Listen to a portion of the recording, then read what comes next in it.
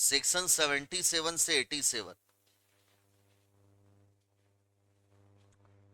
सबसे पहले चार्ज का मतलब होता है जब जब कंपनी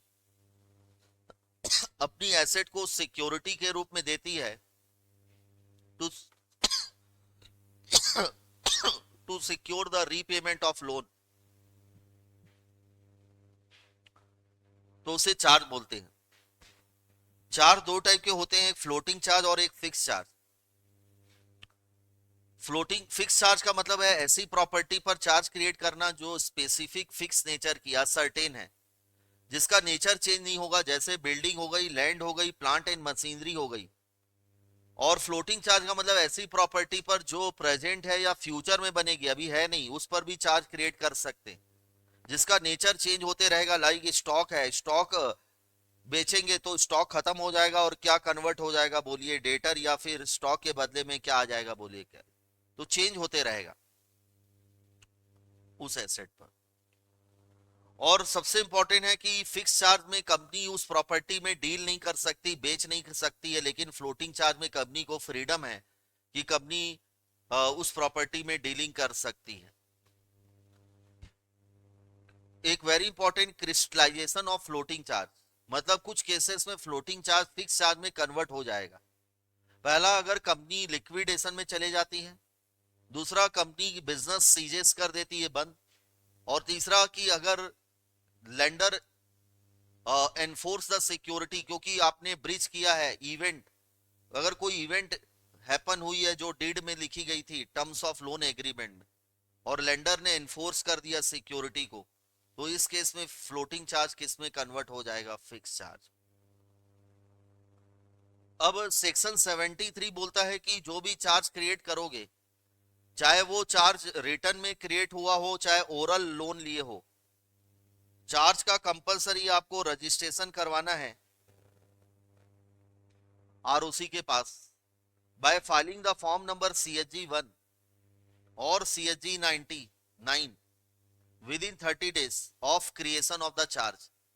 और उसके साथ हम फाइल करेंगे इंस्ट्रूमेंट ऑफ चार्ज, यानी लोन एग्रीमेंट की कॉपी आरओसी को।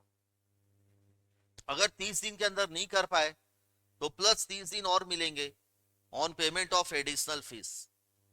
और अगर टोटल 60 दिन हो गए नहीं कर पाए तो प्लस 60 दिन और मिलेंगे on payment of additional plus ad valorem fees.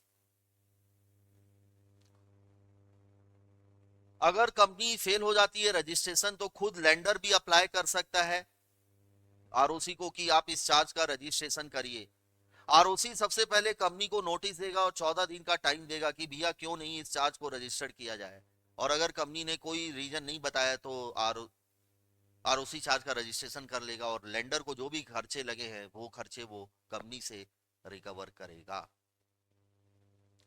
Consequences बहुत इंपॉर्टेंट है अगर चार्ज रजिस्टर्ड नहीं रहा।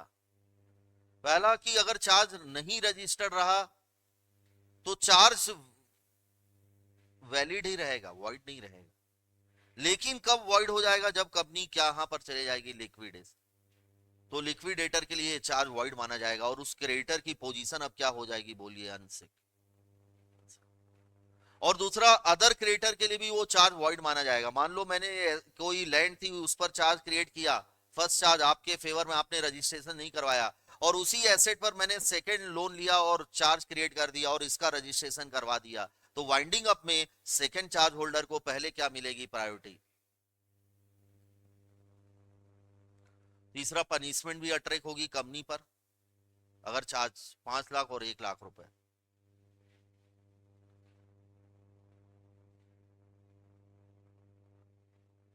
ये हो गया चार्ज का रजिस्ट्रेशन। फिर मॉडिफिकेशन 74 में था कि चार्ज में मॉडि जब भी टर्म्स एंड कंडीशन अगर चेंज होगी लोन की तो उसे मॉडिफिकेशन मानेंगे। और सेकेंड, अगर अगर आपने कोई ऐसी प्रॉपर्टी एक्वायर की है जिसमें चार्ज क्रिएट था तो उसे मॉडिफिकेशन माना जाएगा। और मॉडिफिकेशन के लिए फिर से वही फॉर्म जाएगा, CHG 1 और CHG। फिर आता है सेटिस्फेक्शन, सेक्शन 77,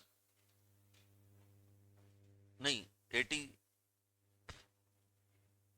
अगर कंपनी चार्ज का फुल पेमेंट कर देती है, यानी लोन का फुल पेमेंट, नो ड्यू, तो एक नो ड्यू सर्टिफिकेट लो लेंडर से और एक फॉर्म फाइल करो CHG 4 में ROC के पास। यहां पर टाइम लिमिट भी 30 दिन है। अगर 30 दिन के अंदर नहीं कर पाए 270 दिन और मिलेंगे एडिशनल फीस पे करके। और अगर 300 दिन तक अगर फाइल नहीं कर पाए तो 87 में अब आपको सेंट्रल गवर्नमेंट से कंडोनेशन लेना पड़ेगा, यानी कि एक्सटेंशन लेना पड़ेगा, अप्रूवल लेना पड़ेगा।